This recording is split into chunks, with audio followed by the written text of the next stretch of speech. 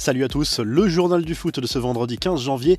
Un bon entraîneur, ça se paye. Selon l'équipe, Mauricio Pochettino serait devenu l'entraîneur le mieux payé de l'histoire du Paris Saint-Germain. Le quotidien sportif s'est procuré le salaire de l'Argentin qui percevrait 525 000 euros net d'impôts chaque mois. Cerise sur le gâteau, cette somme devrait augmenter dès la saison prochaine, comme le prévoit son contrat qui court jusqu'en juin 2022. Avec une saison supplémentaire en option, Pochettino pourrait ainsi percevoir environ 100 000 euros supplémentaires l'an prochain. Et il faut ajouter à cela les primes individuelles et collectives. Les infos et rumeurs du mercato, Dele Alli au PSG, c'est loin d'être gagné. Si l'on en croit le Daily Mail, Tottenham ne souhaiterait pas se séparer de l'international anglais convoité par le club parisien pour un prêt jusqu'en fin de saison avec une éventuelle option d'achat. Les Spurs voudraient finalement conserver un effectif étoffé malgré le faible temps de jeu de Dele Alli. L'OM ne lâche pas Milik. Selon les informations de la Gazette dello Sport, le club marseillais serait revenu à la charge avec une offre de 10 millions d'euros plus 5 millions de bonus, proposition qui se rapprocherait de plus en plus des 18 millions demandés par le club napolitain pour son buteur polonais. À en croire le média italien, cette dernière offre pourrait bien suffire à acter le transfert de Milik vers l'OM. Selon le Times, cette fois, Tottenham n'envisage pas de poursuivre l'aventure avec Gareth Bale au-delà de cette saison. Prêté par le Real Madrid, l'international gallois s'est surtout fait remarquer par ses absences sur blessure depuis son arrivée chez les Spurs. Vous pouvez suivre l'actu mercato en direct sur notre site topmercato.com et les applis. Les infos en bref, Jean-Michel Larquet balance sa punchline contre Kylian Mbappé. Visiblement agacé par les récentes prestations de l'attaquant parisien, le consultant de RMC n'a pas mâché ses mots en affirmant qu'il n'avait plus sa place au Paris Saint-Germain en ce moment. Pour lui, Mbappé en fait trop.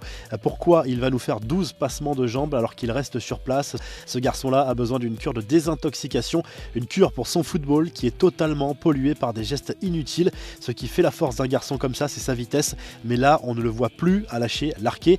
Le principal intéressé devrait apprécier.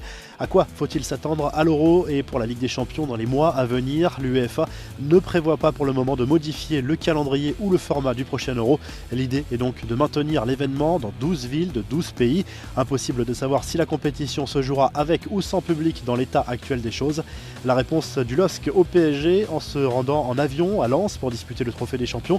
Le PSG s'était attiré de nombreuses critiques sur les réseaux sociaux et alors que le club parisien avait tenté de se défendre en prenant l'exemple de Lille qui se rendait soi-disant à Paris en avion, le club nordiste a voulu rétablir la vérité. Est-ce que les Lillois viennent en bus ou en avion quand ils jouent à Paris? Eh bien oui, les Lillois viennent en bus et même en train chaque année à Paris. Désolé de jeter un froid, mais nous on veille à ne pas réchauffer la planète, a répondu le LOSC sur les réseaux sociaux. Avis aux fans de Pelé, le 23 février prochain, Netflix mettra en ligne un nouveau documentaire qui sera consacré à la carrière de celui que beaucoup considèrent comme le meilleur joueur de tous les temps. Le film retracera la vie de l'ancien joueur de Santos de 1958 à 1970. Le roi Pelé s'est lui-même prêté au jeu des entretiens à l'occasion du tournage. La revue de presse direction à l'Espagne où le journal Marca revient sur la défaite du Real Madrid contre l'Athletic Bilbao en demi-finale de la Supercoupe d'Espagne. Le club merengue a payé très cher la bonne première période du club basque qui menait 2-0 à la pause. Karim Benzema a réduit le score à l'entame du dernier quart d'heure, mais c'est bien Bilbao qui jouera la finale contre le Barça dimanche. Le journal Sport revient également très largement sur cette défaite du Real Madrid, avec cette image de la joie des joueurs de Bilbao et cette détresse de Sergio Ramos en une. Le quotidien sportif évoque par ailleurs le possible transfert d'Eric Garcia au Barça. Le défenseur espagnol est d'accord pour signer un contrat de 5 ans, mais le club blaugrana doit encore se mettre d'accord avec Manchester City. En Italie, la Gazette dello Sport se penche sur les matchs du week-end en Serie A et l'actu mercato.